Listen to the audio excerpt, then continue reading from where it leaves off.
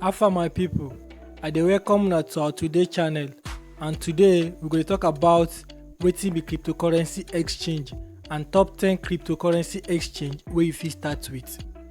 As we dey do am for this channel, we dey talk about crypto in pidgin English and everything wey dey related to am.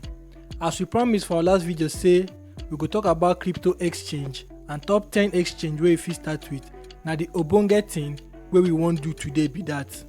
As we know wetin be cryptocurrency already, and if you no sabi, go check our video for our channel wey we talk wetin cryptocurrency be. Kia go watch am make you come continue this video. We go drop the link to am for the video description. Cryptocurrency na digital currency, and we don already talk about 15 ways wey you fit make money from am. If you never watch am too, you fit still go check the video as we go drop the video link to this video description too. So wetin be cryptocurrency exchange? As you dey show interest for crypto small, the thing you go dey think about na where you go fit dey buy and sell crypto.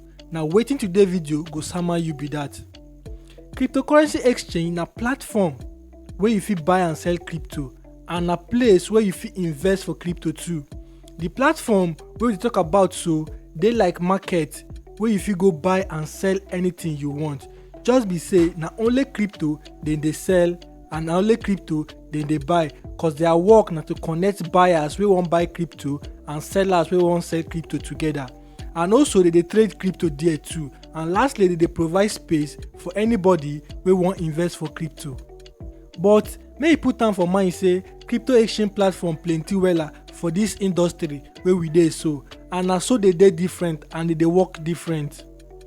Some platform no dey user friendly, some hard to operate, some get high charges if you wan dey use them, some fast if you come dey perform transaction with them, some allow you to dey get access to bonuses. So plenty things dey wey make them different, and we go tell you everything wey make them dey different for this video. So the next thing we go talk about na how crypto exchange take dey work. The number one for our list na, first of all, make you go check crypto exchange platform wey you go like and wey you go fit use. Then you go open account with them, verify the account with your documents. Some dey accept documents differently, some dey accept international passport, some dey accept driver's license, some na voters card, some na NIN dey accept, some, and even though some sef wey dey accept BVN. So they dey accept different documents. So you go just check the one wey you get in document, then you go register with them and verify your account. Number 2, after you don verify the account, the next one you go do na to add money to the account. You fit add money with your ATM card, you fit ask person to send am to your account, and you go pay the person for the platform wey dem dey call P2P, wey means peer to peer. We go still do video wey we go buy crypto for some crypto exchange for this channel wey you go see. We go do live practical for you wey you go see. Number 3, after you don add money to the account, you fit use the money take buy crypto for the platform. Then from there, na you know wetin you wan use the money do. Whether you wan dey use am dey trade, whether you wan dey use am dey buy crypto, whether you wan use am invest, na you know wetin you go use your money do. So the next one wey we get for this list na type of cryptocurrency exchange wey we get.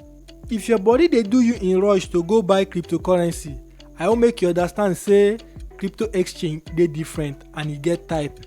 So make you understand the types and the differences before you start to dey buy crypto, so that you no go lose guard. We get 2 types of cryptocurrency exchange wey dey. Number 1 na centralized exchange, and number 2 na decentralized exchange. Make we take am one by one, explain am to you so that you go understand. Make we start from centralized exchange. Centralized crypto exchange na the common type of exchange platform, and e dey popular for crypto industry because na dem dey allow third party to help them dey run transaction.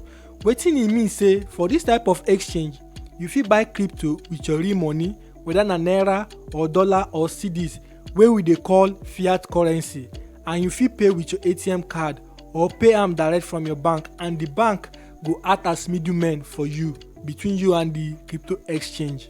Na wetin centralized exchange mean be that, centralized crypto exchange. So make we go to the number 2 wey we get. The number 2 wey we get na decentralized exchange. The second one we go discuss na decentralized exchange. As you go know say this type go dey opposite of the first one. For this type of exchange wey we dey call decentralized exchange, nothing like make person act as middleman, cause this type of exchange na blockchain technology dey take dey use dey run their transaction. They no dey use fiat currency take dey do transaction, meaning say you no fit buy from them, you no fit buy crypto from them using your naira, dollar, cedis wey we dey call fiat currency. So this type na only crypto dey take dey use dey buy crypto for the platform. So the next question wey go dey your mind be say which one better pass? So we go tell you which one better pass. I know say the question wey you wan ask be that, but the truth be say both of them dey important. As crypto trader, you go need both of them for your joining. Reason be say they get some coin wey dey decentralized exchange wey no dey centralized exchange. So situation like this na to use your fiat currency wey be naira, dollar or cedis, depend on the country wey you dey take dey hear me from or where you take dey watch me from. Take buy crypto from centralized exchange, send down to decentralized exchange, take buy the crypto wey you wan buy. Na so e dey work. So now you understand say both of them dey important for your crypto joining. The next one we go talk about na wetin to look for if you wan choose cryptocurrency exchange. You know say everybody get your own way of choosing wetin they like for this life. So before you talk say na this crypto exchange you wan dey use or you wan dey trade with, I just wan tell you say make you know these following things before you choose anyone wey you wan choose. Number one, hope the crypto exchange dey accessible. Yes, e dey accessible mean say hope you fit get access to am anywhere. Hope e dey work for your country, because some crypto exchange no dey work for some country. And again, hope you get the required document wey dey ask if you wan verify your account. Na why we talk say hope e dey accessible be that. Number two, which coin dem dey offer? Like I be talk before, say some crypto exchange fit no get the coin wey you wan buy or invest on. So another reason wey you guys put for mind be say make you know the coin wey the crypto exchange get for their platform. So once you know this one, you go know whether you go choose them or you go know whether you no go choose them. Number three, hope say they no get high charges. Another thing you go check out na the fees wey dem dey charge for every transaction wey you go dey do for their platform. If the fees high, no use am. If the fees low, then you go use am. But if you say if the fees high, nothing concern you, you go hear am. Number four, hope say e dey secure. This one dey very important to check am out, because everything wey we dey talk about for here na make you use money take make money and make your money dey safe too. So before you choose any crypto exchange to put your money, make sure say the exchange dey very secure well, because if you no dey secure, oyo na your name. The number 5 for the list, hope say e get customer support. Yes, customer support dey very important too. If the crypto exchange wey you choose no get customer support, abeg who you fit run to for the platform if wahala come, because definitely wahala go come. No be say I dey curse you, sometimes you go make mistake.